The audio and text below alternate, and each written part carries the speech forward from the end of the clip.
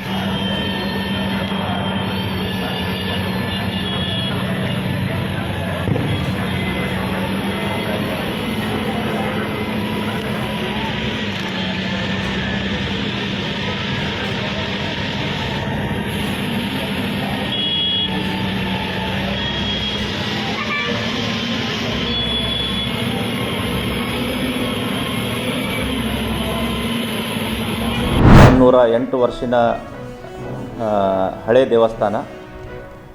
ಭಾಳ ನಮ್ಮ ಹಿರಿಯರು ಎಲ್ಲ ಸೇರಿ, ಈ ಸ್ಟೇಷನ್ ಬಜಾರಿನ ಎಲ್ಲ ಹಿರಿಯರು ಸೇರಿ ಈ ಒಂದು ಭಾಳ ಪುರಾತನದಿಂದ ಈ ಗುಡಿಯ ಸೇವೆಯನ್ನು ಮಾಡಿಕೊಂಡು ಬರ್ತಿದ್ದಾರೆ. ಅದೇ ಒಂದು ರೀತಿಯಲ್ಲಿ ನಾವು ಕೂಡ ಟ್ರಸ್ಟ್ ವತಿಯಿಂದ ಬಹಳ ವರ್ಷಗಳಿಂದ ಈ ಒಂದು ಸೇವೆಯನ್ನು ಆಚರಣೆ ಮಾಡ್ತಾ ಬಂದಿದ್ದೀವಿ. ಸೊ ಆಷಾಢಿ ಏಕಾದಶಿ ಏನು ವಿಠ್ಠಲನ ಪಾಂಡುರಂಗದ ಏನು ಪಂಢರಪುರದಲ್ಲಿ ಯಾವ ರೀತಿ ಆಗುತ್ತೆ ಆ ರೀತಿಯೇ ವಿಜೃಂಭಣೆಯಲ್ಲಿ ಇಲ್ಲಿನೂ ಆಷಾಢಿ ಏಕಾದಶಿ ನೆರವೇರಿಸ್ತಾ ಇದ್ದೀವಿ. ಈ ಒಂದು ಭಾಳಷ್ಟು ಕಾರ್ಯಕ್ರಮಗಳು ಆ ದಿನ ಇಟ್ಟಿದ್ದೀವಿ.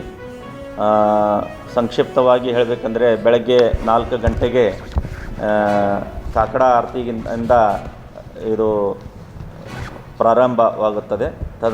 ತದನಂತರ ಶ್ರೀ ವಿಠ್ಠಲ್ ರುಕ್ಮಿಣಿಯ ಮೂರ್ತಿಗಳಿಗೆ ಪಂಚಾಮೃತ ಅಭಿಷೇಕ, ಜಲಾಭಿಷೇಕ ಮಾಡಿ ಶ್ರೀ ವಿಠ್ಠಲ್ ರುಕ್ಮಿಣಿಯ ಮೂರ್ತಿಗೆ ಅಲಂಕಾರ ಮಾಡಿ ಮುಂಜಾನೆ ಬೆಳಗ್ಗೆ 8 ಗಂಟೆಗೆ ಶೃಂಗಾರ ಆರತಿ ಮಾಡಿ, ಮಧ್ಯಾಹ್ನ 12 ಗಂಟೆಗೆ ಆರತಿ ಮತ್ತು ಸಾಯಂಕಾಲ 7:30 ಗಂಟೆಗೆ ಮಹಾಮಂಗಳಾರತಿ ಆದ ನಂತರ ರಾತ್ರಿ 10 ಗಂಟೆಗೆ ಶಯನ ಆರತಿ ಮಾಡಲಾಗುವುದು.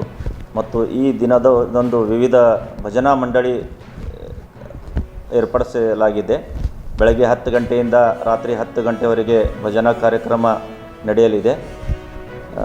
ದಿನವಿಡೀ ನಡೆಯುವ ಧಾರ್ಮಿಕ ಕಾರ್ಯಕ್ರಮಗಳಿಗೆ ನಗರದ ಎಲ್ಲ ಭಕ್ತಾದಿಗಳು ಹೆಚ್ಚಿನ ಸಂಖ್ಯೆಯಲ್ಲಿ ಬಂದು ಭಾಗವಹಿಸಿ ಕೃಪಾ ಆಶೀರ್ವಾದ ಪಡೆಯಬೇಕೆಂದು ನಾವೆಲ್ಲರೂ ಶ್ರೀ ವಿಠ್ಠಲ ಮಂದಿರ ಟ್ರಸ್ಟ್ ವತಿಯಿಂದ ನಾವೆಲ್ಲ ಕಲಬುರಗಿಯ ಜನತೆಗೆ ನಾವು ಕೋರುತ್ತೇವೆ.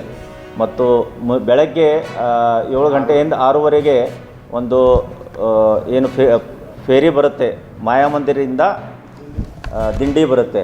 ಮಾಯಾಮಂದಿರ ವತಿಯಿಂದ ಭಾಳಷ್ಟು ಜನರು, ಸಾವಿರಾರು ಜನರು ಸೂಪರ್ ಮಾರ್ಕೆಟಿಂದ ಮತ್ತು ಜಗತ್ ಸರ್ಕಲಿಂದ ಮತ್ತು ಸ್ಟೇಷನ್ ಬಜಾರದಿಂದ ಬೆಳಗ್ಗೆ 8 ಗಂಟೆಗೆ ವಿಠ್ಠಲ ಮಂದಿರಿಗೆ ಸೇರುತ್ತಾರೆ.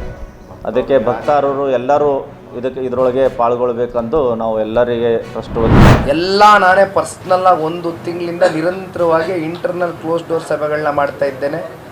ಆಯಾ SC ಘಟಕದ ರಾಜ್ಯಾಧ್ಯಕ್ಷರುಗಳು, ST ಘಟಕದ ರಾಜ್ಯಾಧ್ಯಕ್ಷರು, ಪ್ಲಸ್ ಈಗ ಮಹಿಳಾ ಘಟಕದ ರಾಜ್ಯಾಧ್ಯಕ್ಷರು ನಮ್ಮ ಪ್ರವಾಸದಲ್ಲಿ ಇದ್ದಾರೆ, ಈಗಲೇ ಬಂದಿದ್ದಾರೆ. ಅವರು ಎಲ್ರಿಗೂ ಒಂದೊಂದು ಹೋಮ್ವರ್ಕು, ಒಂದೊಂದು ಜವಾಬ್ದಾರಿಗಳನ್ನ ಪಕ್ಷದ ವತಿಯಿಂದ ಕೊಡ್ತಾ ಇದ್ದೇವೆ. ಎಲ್ಲರೂ ಅವ್ರ ಕೆಲಸ ಕಾರ್ಯಗಳಲ್ಲಿ ಕಾರ್ಯೋನ್ಮುಖರಾಗಿ ಕೆಲಸ ಮಾಡ್ತಾರೆ.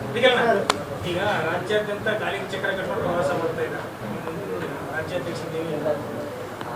ಇದು ಮಾಧ್ಯಮದ ಚರ್ಚೆಗೆ ಸೀಮಿತವಾಗಿ ಬಿಟ್ಬಿಡ್ತೀನಣ್ಣ ಈ ವಿಚಾರನ. ಏಕೆಂದರೆ ಇಲ್ಲಿ ಇಲ್ಲ ನಾನೊಂದು ಮಾತು ಹೇಳ್ತೀನಿ ಇಲ್ಲಿ.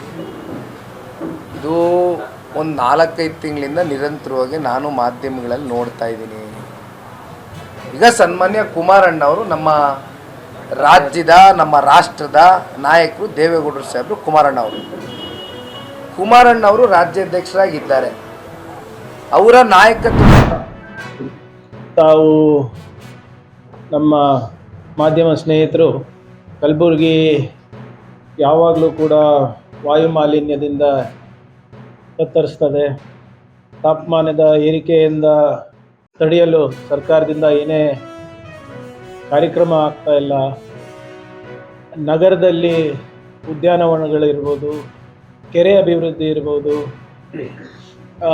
ಬೇರೆ ನಗರದಲ್ಲಿ ಹೇಗಿದೆ ಹಾಗೆ ತಾವು ಮಾಡ್ತಾ ಇಲ್ಲ ಅಂತ ಯಾವುದೇ ಸರ್ಕಾರ ಬಂದರೂ ತಮ್ಮ ಪ್ರಶ್ನೆಗಳು ಇರ್ತವೆ.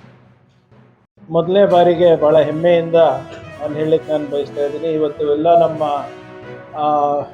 ಶಾಸಕರ ಒಂದು ಪ್ರಯತ್ನದಿಂದ ಹಾಗೂ ಸಚಿವರುಗಳ ಪ್ರಯತ್ನದಿಂದ ಹಾಗೂ ಅಫ್ಕೋರ್ಸ್ ತಮ್ಮೆಲ್ಲರ ಒತ್ತಡದಿಂದ ಕೂಡ ಹಾಗೂ ನಾಗರಿಕರ ಬೇಡಿಕೆಯಿಂದ ಕೂಡ ಇವತ್ತು ಮೊದಲನೇ ಬಾರಿಗೆ ಅರಣ್ಯ ಇಲಾಖೆ, ಗ್ರಾಮೀಣ ಅಭಿವೃದ್ಧಿ ಇಲಾಖೆ, ಕಾರ್ಪೊರೇಷನ್ನು ಹಾಗೂ ಕೂಡ urban development authority, Kalaburagi urban development authority ವತಿಯಿಂದ ಜಂಟಿಯಾಗಿ ಕಲಬುರಗಿಗೆ ಒಂದು ಸಮಗ್ರವಾದಂಥ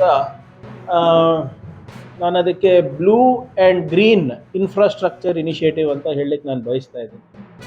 blue and green infrastructure initiative ಒಂದು ಕಲಬುರಗಿಗೆ ಮುಂದಿನ 3 ವರ್ಷಕ್ಕೆ ಒಂದು ನೀಲಿ ನಕ್ಷೆಯನ್ನು ನಾವು ಹಾಕ್ಕೊಂಡಿದ್ದೀವಿ.